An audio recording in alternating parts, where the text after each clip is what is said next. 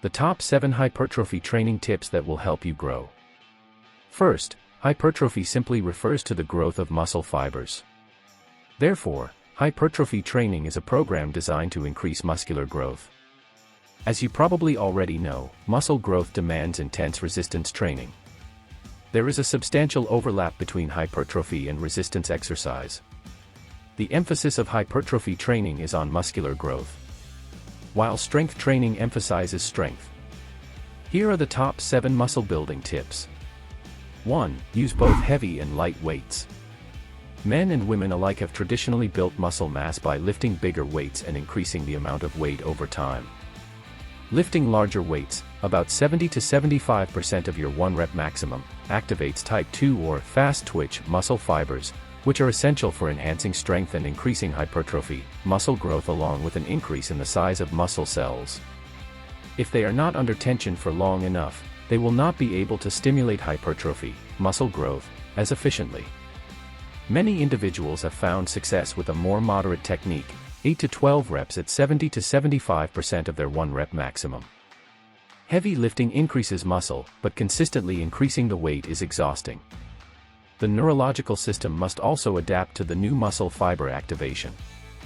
Lifting smaller weights with more repetitions allows muscular tissue and the neurological system to heal while simultaneously enhancing endurance.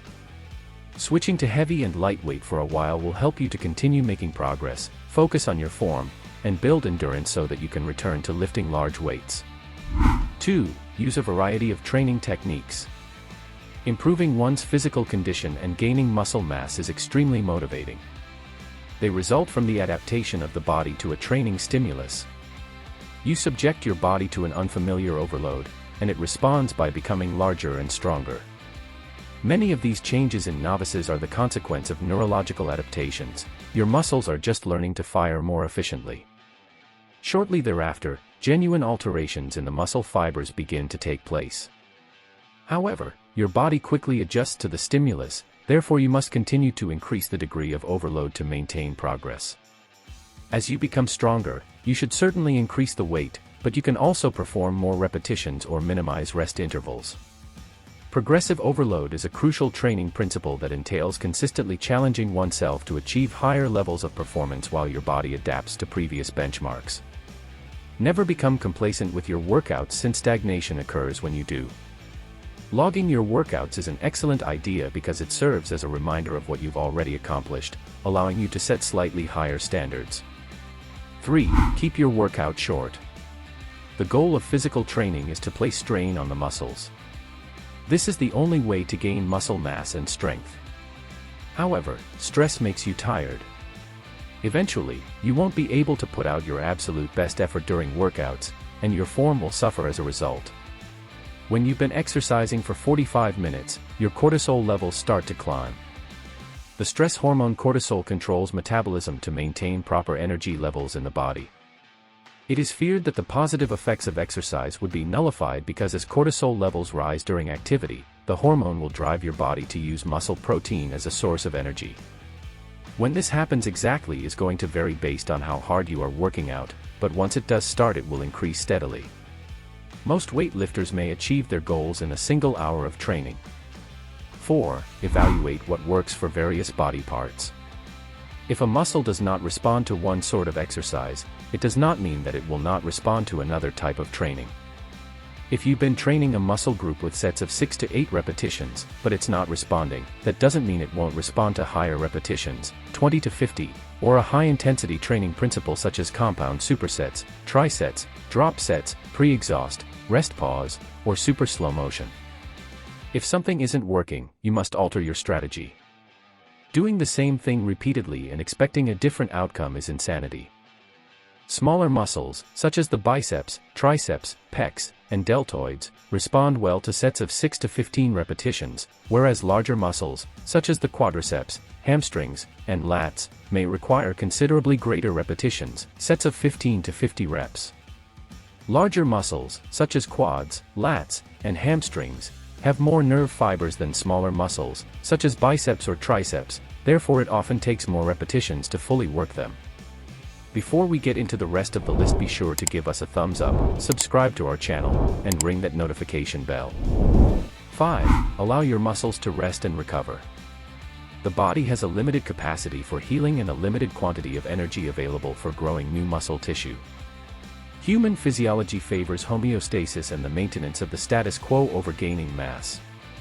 The most effective stimulus for muscle growth is intensive weight training, in which each set is performed to absolute or near absolute failure, which is the point at which a strict repetition cannot be performed. While intensive exercise is what initiates the adaptations essential for gaining size and strength, it is also what places a significant strain on the body's ability to recuperate. This impacts the muscles as well as the central nervous system. Here are a few sub-guidelines to help you avoid going overboard. Maximum of 5 training sessions each week. Simply put, there is no need for more. People with low recuperation abilities may be better off training merely 4 days per week. Remember that we stimulate muscular growth in the gym, but true growth occurs during rest. Do not exercise for more than 2 consecutive days without taking a full day off. 6. Eat more calories and protein. You don't need a degree in mathematics to realize that gaining weight is the result of ingesting more calories than you burn. If your weight is stable, you should consume an additional 300 to 700 calories per day over your baseline, depending on your initial weight, because in general, the larger you are, the more calories you'll require. This may be the most crucial piece of advice I can provide. Muscle tissue requires protein for growth and repair. The majority of people must consume at least 1 gram of protein per pound of body weight every day. It is also vital to consume protein during 4 to 6 daily meals as opposed to just 1. Thus, your body will have amino acids available for development and repair throughout the day. Chicken, turkey, red meat, eggs, fish, milk, and cottage cheese are among the finest sources.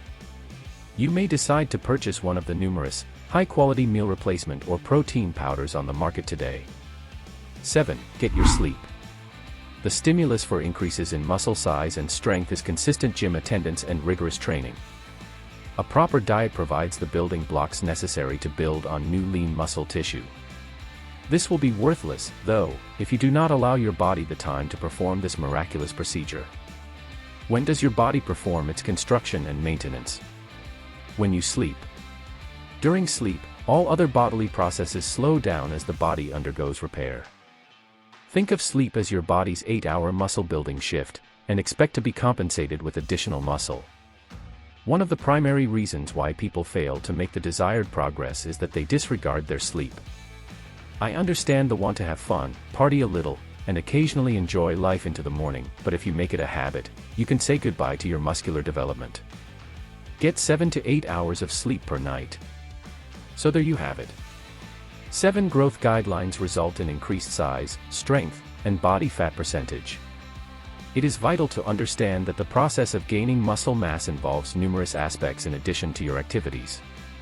Diet, genetics, metabolic rate, hormone levels, body type, and even the composition of muscle fibers all play a role. We have now provided you with advice on how to grow muscle. I have a video about one of the most effective cardio exercises, jumping rope. You can watch it if you want. Stay strong and healthy.